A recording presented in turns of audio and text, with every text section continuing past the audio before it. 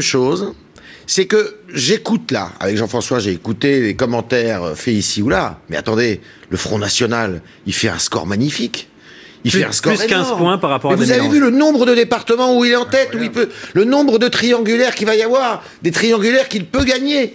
Mais alors justement, c'est le Front National. Les uns et les autres ont bien tort de regarder ça en disant bah finalement c'est moins pire que prévu. Mais non, c'est énorme. Alors justement, si vous voulez bien, on va essayer de séquencer un petit peu notre débat, c'est-à-dire qu'on va commencer par parler du Front National, on parlera ensuite de la problématique UMP, et puis ensuite sur celle je voudrais quand même donner quelques avant. du Parti D'accord, socialiste. mais je voudrais quand même une petite synthèse quand même. Alors oui, c'est ce que j'attendais tout à l'heure, alors allez-y.